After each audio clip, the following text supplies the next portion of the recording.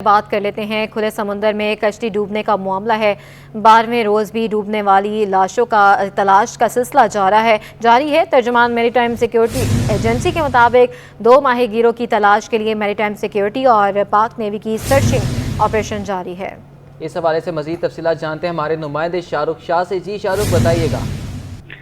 جی بالکل، دیکھیں کھلے سمندر میں جو ڈوبنے والی کشتی ہے الاسد علی، اس کی تلاش کا سلسلہ جو ہے وہ جاری ہے۔ 12ویں روز بھی جو ہے وہ ڈوبنے والی جو کشتی ہے اور ان میں جو موجود ماہی گیر تھے ان کی تلاش کا سلسلہ جاری ہے۔ 2 ماہی گیر جو ہے وہ باقی ہیں جس کی تلاش جو ہے وہ کی جا رہی ہے، جبکہ ترجمان جو ہے وہ میری ٹائم سیکیورٹی ایجنسی کے مطابق بتایا جا رہا ہے کہ میری ٹائم اور پاکستان نیوی جو ہے وہ مل کے سرچ آپریشن جو ہے وہ جاری رکھے ہوئے ہیں، جہاں پہ حجام آبڑو، ترشیاں اور کھوبر سمیت جو دیگر ساحلی پٹیاں ہیں اس پہ بھی جو ہے وہ تلاش کیا گیا ہے 2 ماہی گیروں کو، اور فشرمین اور کمیونٹی اور ایڈمنسٹریشن سے جو ہے وہ مسلسل رابطے میں ہے پی ایم ایس اے، جبکہ ترجمان پی ایم ایس اے کا مزید یہ کہنا ہے کہ ڈوبنے والے جو آخری باڈیز ہیں ان تک جو ہے وہ جب تک نہیں مل جاتی جب تک یہ سرچنگ آپریشن جو ہے وہ اسی طریقے سے جو ہے وہ جاری رہے گا۔ ٹھیک ہے، بہت شکریہ۔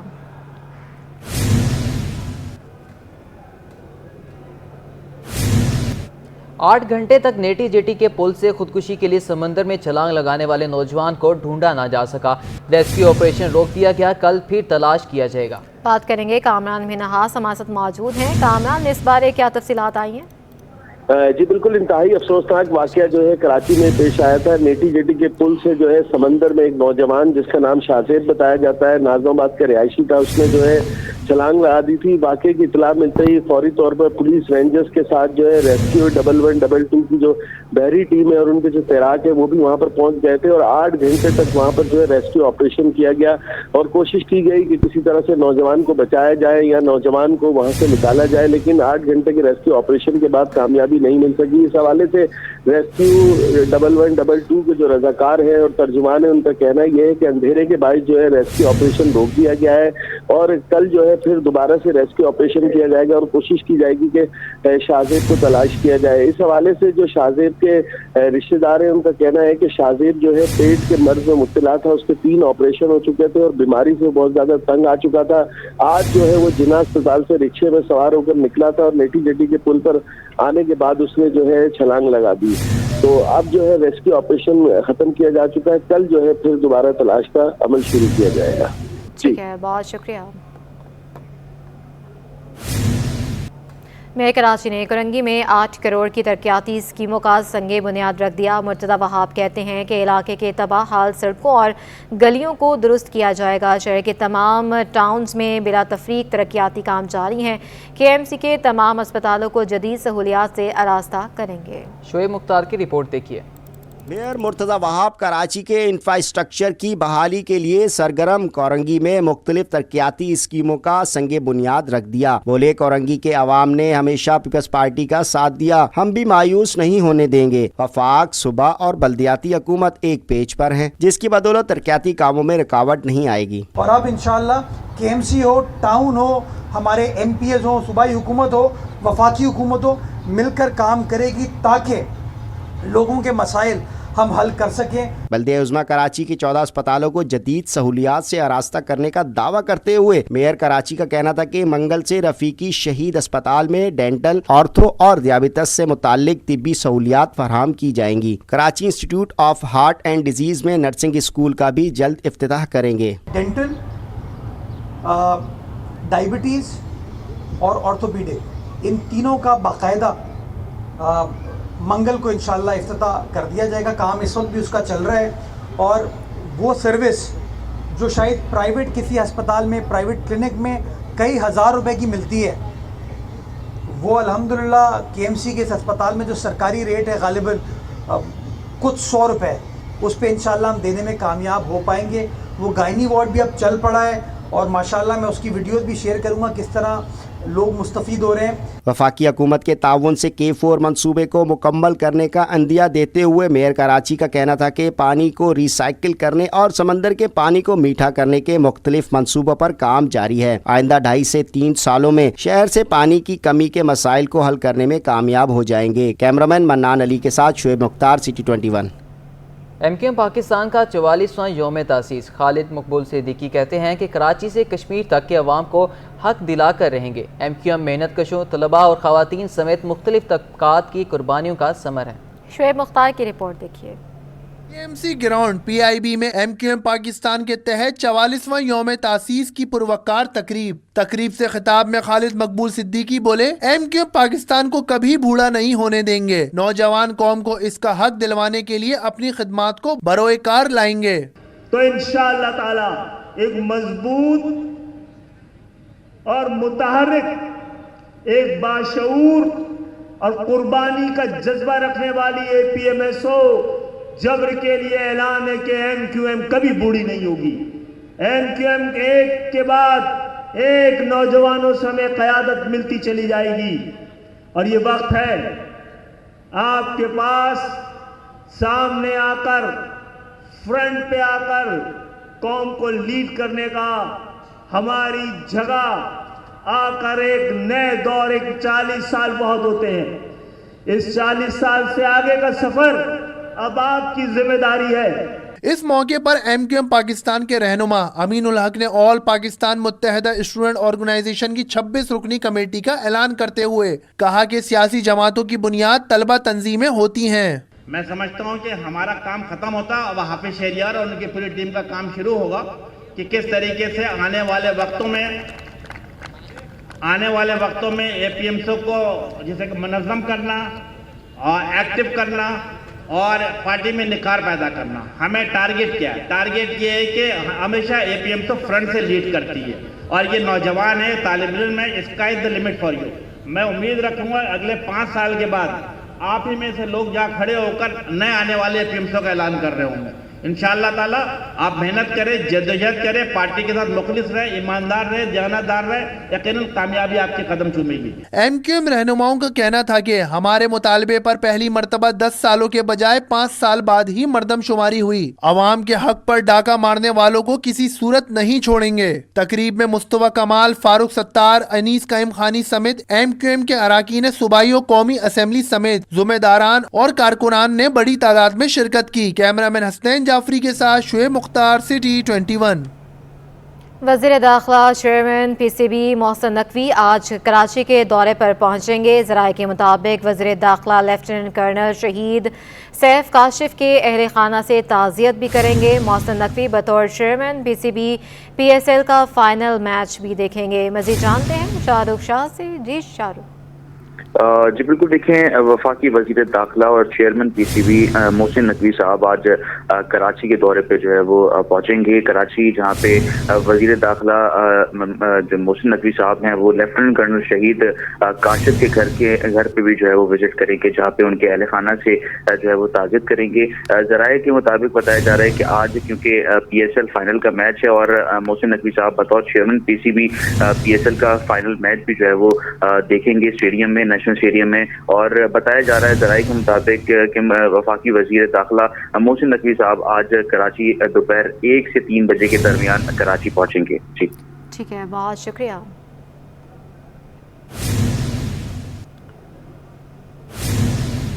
سٹی 21 نیوز کی اسپیشل نشریات رمضان مہربان تو ہم پرستی کالا جادو کا عنوان، چھٹے روز کا نعتیہ مقابلہ ملک مزمل علی کے نام، خواجہ ارشاد اسلامی اسکالر عائشہ بلال نے فکر انگیز گفتگو کی۔ مجدد صابری قوال نے محفل میں سما باندھ دیا۔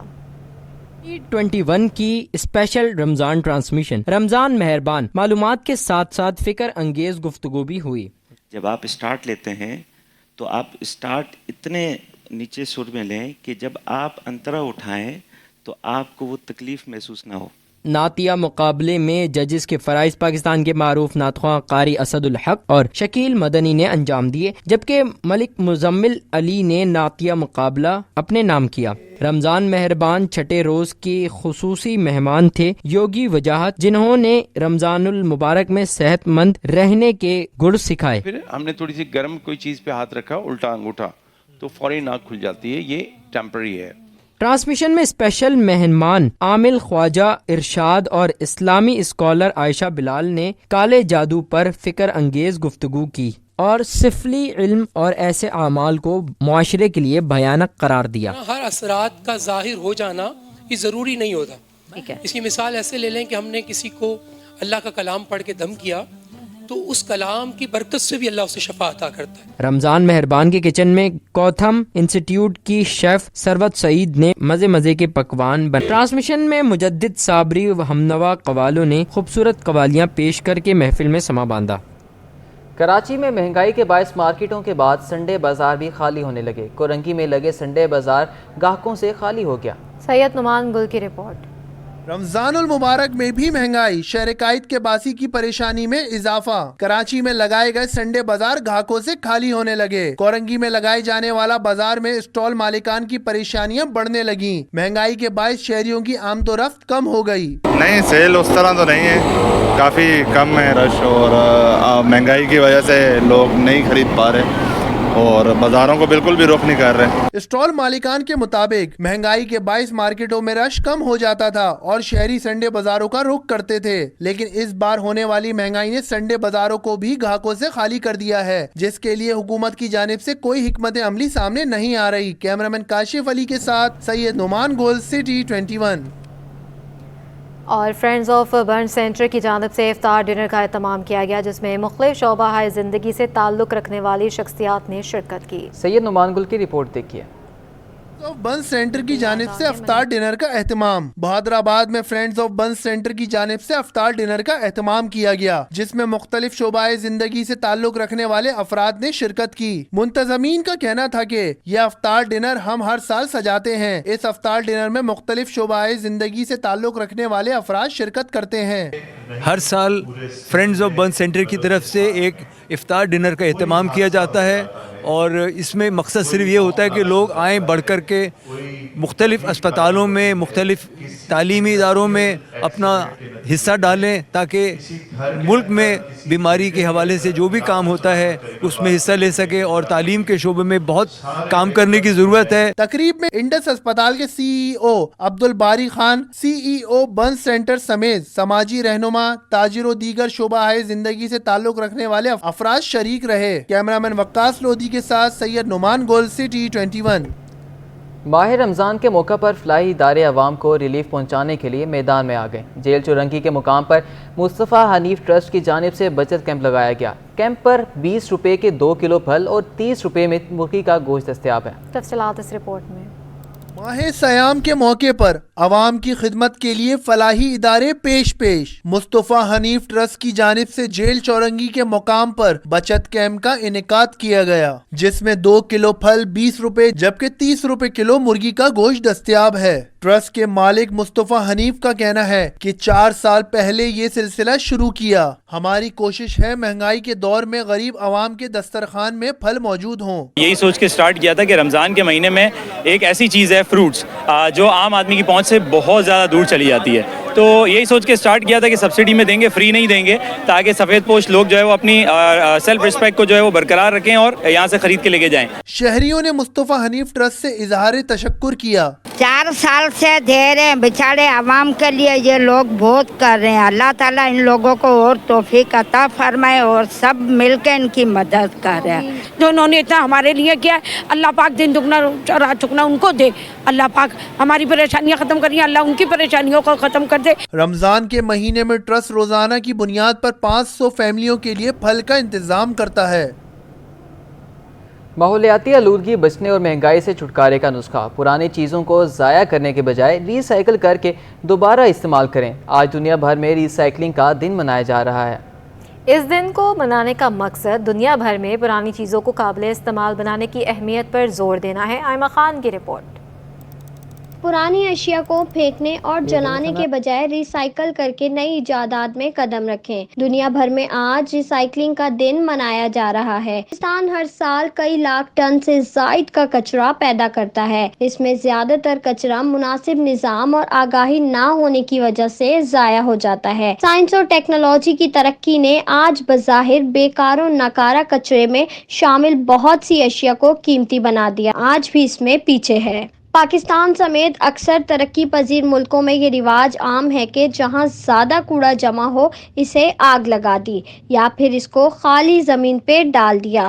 ये तरीके माहौल और इंसानी सेहत के दुश्मन हैं। पाकिस्तान में मकामी हुकूमतों ने कचरा ठिकाने लगाने के जो तरीके अख्तियार कर रखे हैं वो भी माहौल और इंसान के लिए मुज़र हैं। माहिरीन का बताना है कि दुनिया में रोज़ाना जो कचरा जन्म लेता है इसका 75% हिस्सा रिसाइकल हो सकता है। लिहाजा पाकिस्तान में भी रिसाइकलिंग की इंडस्ट्री पर तवज्जो देने की बहुत ज़रूरत है ताकि महंगाई और आलूदगी से छुटकारा हासिल किया जा सके। आइमा खान, सिटी 21। माह सयाम में बिजली की लोड शेडिंग ने शहरियों को मुश्किलात से दो चार कर दिया। कुरंगी नंबर 6 में बिजली की 9 घंटे लोड शेडिंग ने इलाका मकीनों को निढाल कर दिया। तफसीलात बसीम इफ्तिखार की इस रिपोर्ट में। रमज़ानुल मुबारक का पहला अशरा जारी, गर्म मौसम में 9 घंटों की बिजली बंदिश कोरंगी नंबर 6 के मकीनों के लिए इम्तिहान बन गई। इलाका मकीनों का कहना है कि बिजली गायब होने से पानी की किल्लत समेत मुख्तलिफ मसाइल दरपेश हैं। मामूलात ज़िंदगी दरहम बरहम हो गए। और दूसरी बात ये कि मेरी बेगम पैरालाइज है, ऑक्सीजन पेशेंट है। अब 2.5 घंटे लोड शेडिंग के बावजूद मशीन मेरी नहीं चल पाती। मुझे ऑक्सीजन सिलेंडर मुझे पर डे 1400 रुपये का भरवाना पड़ता है। उसकी वजह से मैं भी परेशान हो गया बहुत, मतलब कि परेशानी ही परेशानी है। मतलब किसी तरीके से सहूलत मौजूद नहीं है। परेशानी में बैठा रहता है आदमी, ना कोई काम कर सकता ना कुछ कर सकता। बिजली के बिल तो माशाल्लाह मुँह फाड़ के आ रहा है। हमारे यहाँ जो है एक बल्ब और एक पंखा चलता है, बिल आ रहा है 3-3 हज़ार रुपये का। के इलेक्ट्रिक का मौक़िफ़ है कि शहर में कहीं भी गैर एलानिया लोड शेडिंग नहीं की जा रही। केबल फॉल्ट और तकनीकी खराबी को लोड शेडिंग से तशबीह ना दी जाए। कैमरामैन काशिफ के साथ बसीम इफ्तिखार, सिटी 21।